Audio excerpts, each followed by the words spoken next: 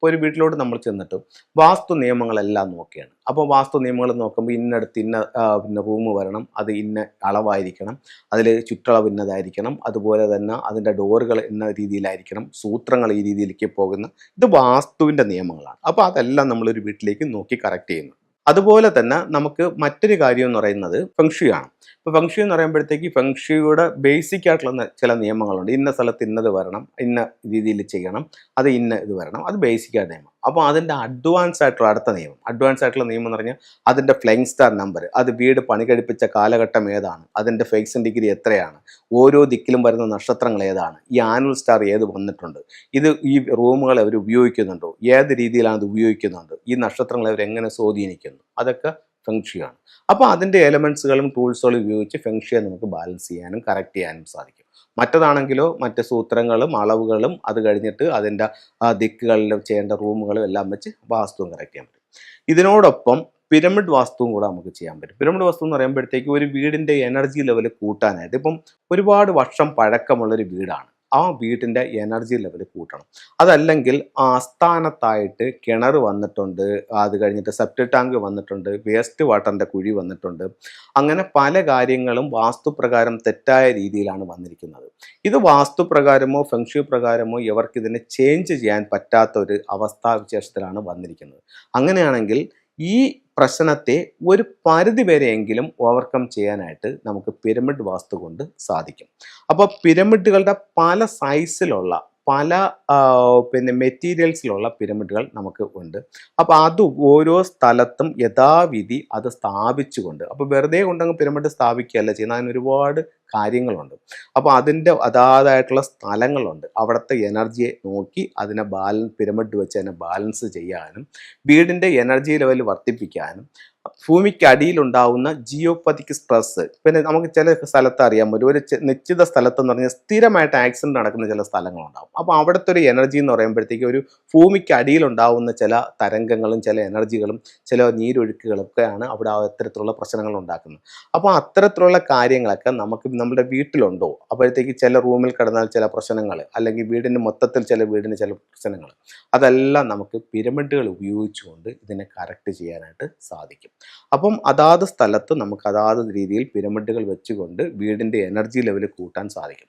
ഇപ്പോൾ നമ്മളൊരു പുതിയ വീട് വയ്ക്കുകയാണെങ്കിൽ പിരമിഡ് വാസ്തു നമുക്ക് എങ്ങനെ പ്രയോജനപ്പെടുത്താമെന്ന് വെച്ച് കഴിഞ്ഞാൽ അതിൽ ഏറ്റവും ഇമ്പോർട്ടൻ്റ് ആയിട്ടുള്ളതെന്ന് പറഞ്ഞു കഴിഞ്ഞാൽ ഈ വീടിൻ്റെ കറക്റ്റ് ബ്രഹ്മസ്ഥാനത്ത് നമുക്ക് പിരമിഡുകൾ സ്ഥാപിച്ചുകൊണ്ട് വീടിൻ്റെ ഹൈ എനർജി, ഈ വീട് എന്നും നല്ല പ്രോസ്പെരിറ്റിയോടും സൗഭാഗ്യത്തോടും നിൽക്കത്തക്ക രീതിയിൽ ആ വീടിൻ്റെ എനർജി ലെവൽ കൂട്ടാനായിട്ട് പറ്റും. ഇത് ഞാൻ എടുത്തു പറഞ്ഞൊരു കാര്യം എന്ന് പറഞ്ഞു കഴിഞ്ഞാൽ വീട് വെക്കുന്ന സമയത്താണ് ഇത് മെയിനായിട്ടും ചെയ്യാൻ പറ്റുന്നത്. ഇപ്പം നിങ്ങളുടെ ആഗ്രഹപ്രകാരം വീടെല്ലാം വെച്ച് ടൈലെല്ലാം ഇട്ട് അല്ലെങ്കിൽ ഗ്രാനൈറ്റ് ഇട്ട് അല്ലെങ്കിൽ പിന്നെ മാർബിൾ ഇട്ട് എല്ലാം സെറ്റ് ചെയ്തതിന് ശേഷം ഞാൻ വീട് വന്ന് കൺസൾട്ട് ചെയ്തിട്ട് എൻ്റെ സെൻട്രൽ ഭാഗത്ത് നിങ്ങൾക്ക് ഇതുപോലെ ഒരു 9 പിരമിഡുകൾ സ്ഥാപിച്ച് അതിനകത്ത് ഇന്ന സാധനങ്ങൾ വെച്ച് അതിനെ എനർജൈസ് ചെയ്യുകയാണെങ്കിൽ വീട് എപ്പോഴും ഹൈ എനർജിയിൽ നിൽക്കുമെന്ന് പറഞ്ഞാൽ നിങ്ങൾ പറയും സാറേ ഇനി ചെയ്യാൻ പറ്റത്തില്ല, കാരണം നമ്മൾ ഓൾറെഡി ഇത്രയും ചെയ്ത് ഇനി നമുക്കത് പൊട്ടിക്കാൻ പറ്റത്തില്ല. പക്ഷേ ചില വീടുകളുണ്ട്, സാറേ ഒരു കുഴപ്പവുമില്ല, നമുക്കവിടെ പിരമിഡ് വെക്കാം, ഒരു ടൈൽ അവിടെ നിന്ന് ഇളക്കി മാറ്റിയിട്ട് നമുക്കവിടെ പിരമിഡ് വെച്ചുകൊണ്ട് അതിനെ വീടിനെ കറക്റ്റ് ചെയ്യാം, അങ്ങനെ പറയുന്ന വീടുകളും ഉണ്ട്.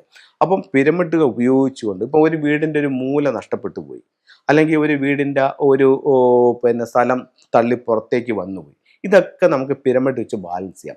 തെറ്റായ ഒരു സ്ഥലത്ത് നമ്മളുടെ ഗേറ്റ് വന്നുപോയി, തെറ്റായ ഒരു സ്ഥലത്ത് നമുക്ക് ഒരു കിണർ വന്നുപോയി, തെറ്റായ സ്ഥലത്ത് നമുക്ക് സെപ്റ്റിക് ടാങ്ക് വന്നുപോയി, ഇതെല്ലാം പിരമിഡ് വാസ്തു ഉപയോഗിച്ചുകൊണ്ട് നമുക്കിതിനെ ഓവർകം ചെയ്യാൻ പറ്റും. അപ്പോൾ ചോദിക്കും പിരമിഡ് വാസ്തു വെച്ച് ഇതിനെല്ലാം ഇപ്പം ഞാനൊരു തെറ്റായിട്ട് വീട് വെച്ചിട്ട് അത് പിരമിഡ് വെച്ച് കറക്റ്റ് ചെയ്യാൻ പറ്റുമോ? ഒരു പരിധി വരെ കറക്റ്റ് ചെയ്യാൻ പറ്റും.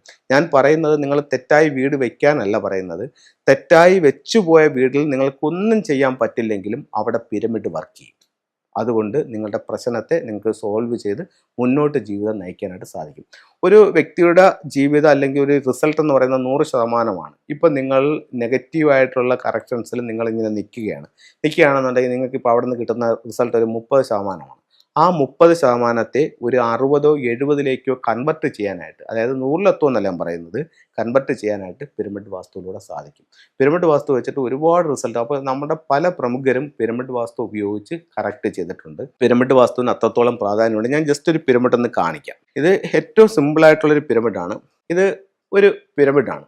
ഇപ്പോൾ ഇതൊരു പിരമിഡ് ഒരു സ്ഥലത്ത് കൊണ്ടുവന്ന് വെക്കുക. അപ്പോൾ നമ്മളിങ്ങനെ നോക്കുമ്പോഴത്തേക്ക് ഒരു പിരമിഡ് ഇരിക്കുന്നു എന്നാണ് നമുക്ക് ഫീൽ ചെയ്യുന്നത്. യഥാർത്ഥത്തിൽ ഇത് 91 പിരമിഡിൻ്റെ എനർജി ഈ ഒരൊറ്റ പിരമിഡിൽ ഉൾക്കൊള്ളിച്ചിട്ടുണ്ട്.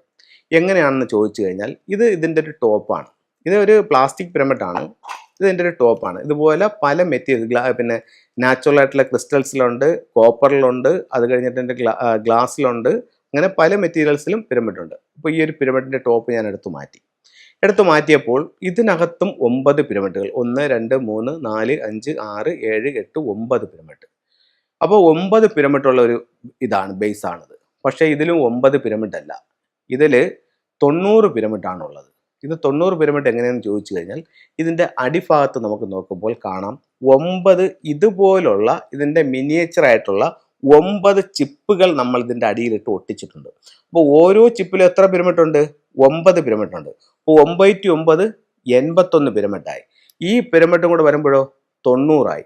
ഇതിൻ്റെ മുകളിൽ ഈ ഒരു പിരമിഡ് വരുമ്പോഴോ 91 പിരമിഡായി. അപ്പോൾ ഈ ഒരു പിരമിഡ് എന്ന് പറഞ്ഞാൽ 91 പിരമിഡിൻ്റെ എനർജി ഉണ്ട്. ഇതിനകത്ത് മറ്റ് പല സാധനങ്ങളും വെച്ച് അതിൻ്റേതായിട്ടുള്ള രീതിയിൽ അതിനെ എനർജൈസ് ചെയ്തിട്ട് അതാത് സ്ഥലങ്ങളിൽ അത് വെക്കുമ്പോൾ ഒരു ഹൈ എനർജി അവിടെ ക്രിയേറ്റ് ചെയ്യുകയും നമ്മുടെ പ്രോബ്ലങ്ങളെ സോൾവ് ചെയ്യാനും നല്ലൊരു റിസൾട്ട് നമ്മളിലേക്ക് കൊണ്ടുവരാനും പിരമിഡ് വാസ്തുവിന് കഴിയുമെന്നുള്ളത് നിങ്ങളുമായിട്ട് ഷെയർ ചെയ്തിരിക്കുകയാണ്.